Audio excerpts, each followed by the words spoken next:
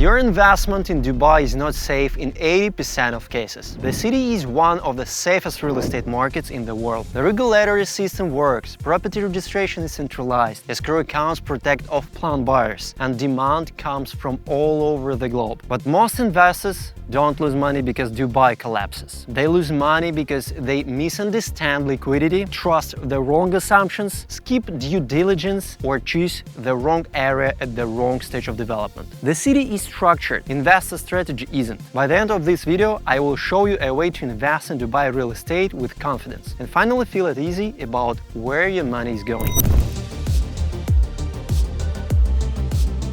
Most investors obsess over projected ROI. They look at promised rental yields of 7% to 8%, even 10%. They calculate payback periods, they compare spreadsheets, but ROI on paper means nothing if you cannot exit efficiently. Liquidity determines whether your investment is truly flexible. Liquidity means how quickly and how easily can you sell this unit at market value when you need to. A property with strong liquidity has three characteristics.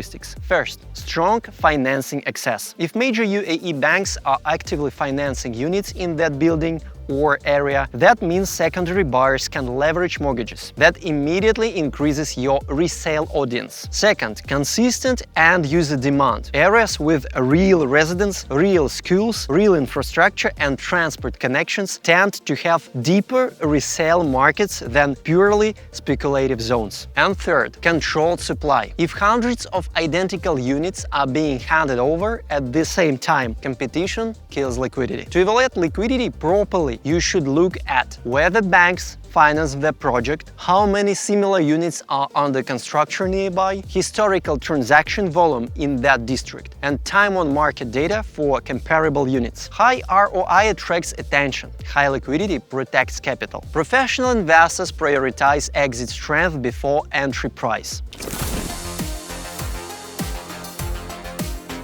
Most brokers in Dubai are commission-based. Their income depends on closing transactions. That creates a natural bias toward urgency and optimism. This doesn't mean brokers are dishonest. It means you must verify everything independently. Here are the common weak points. Future infrastructure is often presented as guaranteed value growth. You should always ask, is this infrastructure officially approved and funded or just announced? Who is responsible for delivery and what is the timeline? Rental guarantees are marketed as fixed income. Always ask, is the guarantee backed by the developer's balance sheet? What are the conditions? Is it deducted from the price implicitly? Limited supply is frequently used as pressure. Ask how many total units are launching in the same master community within the next 2 or 3 years. When discussing ownership, request clarity. Is it freehold, leasehold, usufruct? Ask for official confirmation from the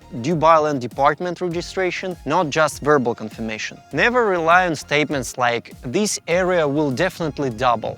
Ask for transactions data, not projections. A serious investor verifies, an emotional buyer reacts.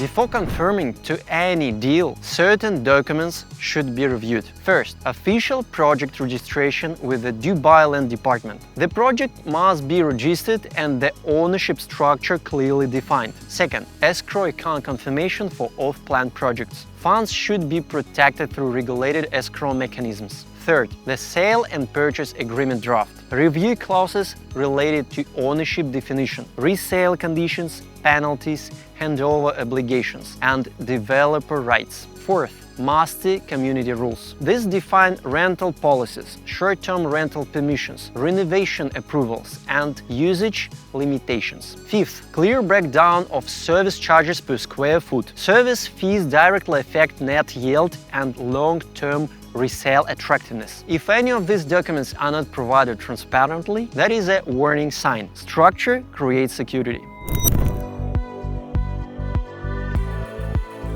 Another critical mistake investors usually make is misunderstanding area cycles. Fully built, mature districts offer stability, predictable rental income, and established communities. However, price growth may already be largely realized. Appreciation tends to be slower because infrastructure is already in place and supply is mostly absorbed. Emerging districts, on the other hand, carry more uncertainty but greater upside potential. When infrastructure, transport links, retail ones, and lifestyle attractions are still in development, early investor may benefit from price expansion as the area matures. But this only works if the infrastructure is actually delivered and demand materializes. Take an example like Dubai Islands. It represents a long-term transformation vision. The value case depends on phased infrastructure development, connectivity, hospitality growth, and positioning within Dubai's coastal expansion. Investing early in such districts can create strong upside, but only if you understand timeline, developer strength, and supply pipeline. Buying late in a saturated area limits upside. Buying early in a weakly planned area increases risks. Understanding when an area stands in its life cycle is essential.